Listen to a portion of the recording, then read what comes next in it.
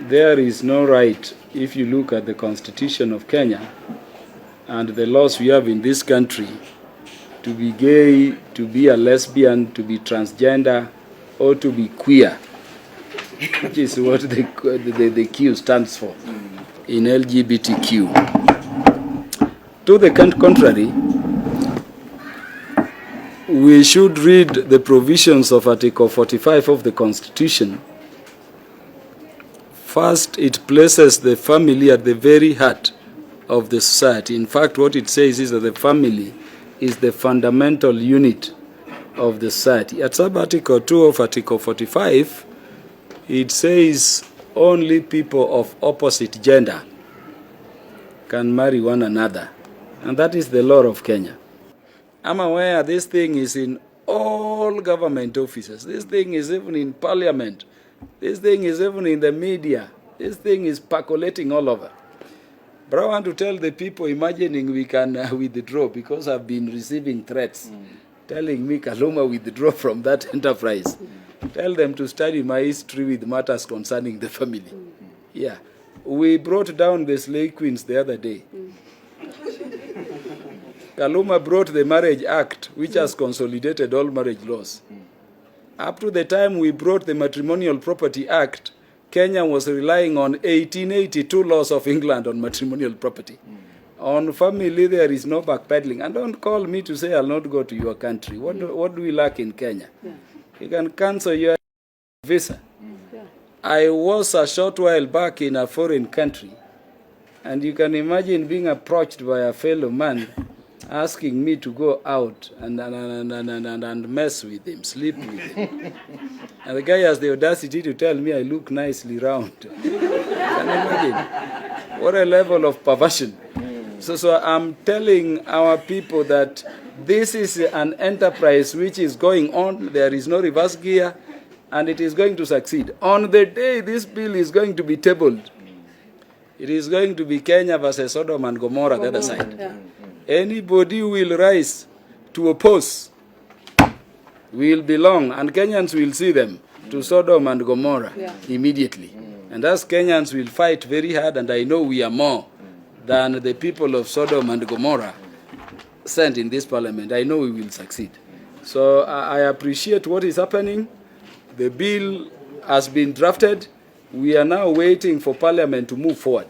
But as we do that, we want to encourage our institutions to know that they exist for Kenya, not for foreign powers.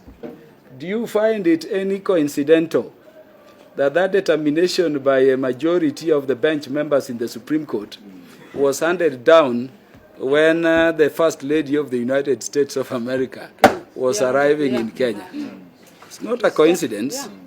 Is it coincidental that then you see her giving us some 16 billion for hunger? This hunger of ours, which makes people think our moralities can be bought. Why don't we have measures to end it? And remember, imagine even if you are a child, the Supreme Court rightly says these things are criminal acts in Kenya. They're not just sins.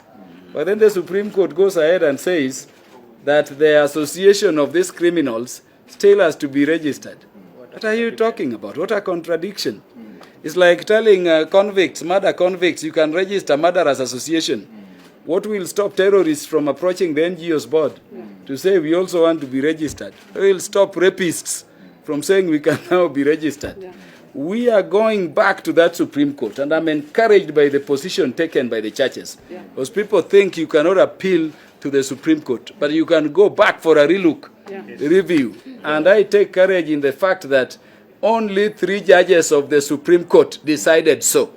2 dissented and 2 were not there. We are going back to that Supreme Court with the religious organizations, the churches and everybody, and we are going to request the Supreme Court in their full bench of 7 in number to review that position. And if they don't, then I want to remind the Supreme Court and our court system to begin reading where they derive their power from. The people. They are exercising the delegated power of the people of Kenya, not some perverts or their external funders. We may not even end at disbanding that Supreme Court, but we can have a law, because the Constitution also says nobody no authority, including the Supreme Court, has the power to make any provision with the force of law other than this parliament.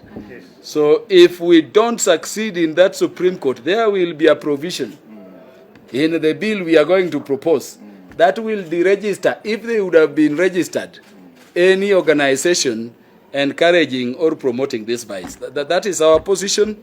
We want the education sector to work around it. We want the law enforcement to do their work. And we want everybody to be on the alert, more so for their children. For truly, these are the future of our society. But this is a battle we must succeed on. And it's a battle that anybody pushing it down our throats will never win. If it is what will make Kenya poor, I don't think Uganda is any poorer, having passed it. I've read the Constitution. People are saying, what right? What we are saying is that we will arrest you if you engage in these criminal acts in Kenya. And when we take you to court, we will give you your right to fair hearing. Yeah, that's the right. So get your lawyer. We will give you your right to fair hearing. That is the right you have under the Constitution. If you mess up with your bodies, you hurt yourselves in those unnatural behavior, we will treat you subject to your paying for it. We cannot treat you for free because you have a right to Medicare. But we need to protect our system so that the society really is sanctioned. I'm very happy with my church, the Catholic Church. And I'm very happy with the other religious organizations, including the Muslims, the Hindus. And I'm happy that the church is, voicing their moral position and their position as an institution in this church. I thank you very much. Thank you.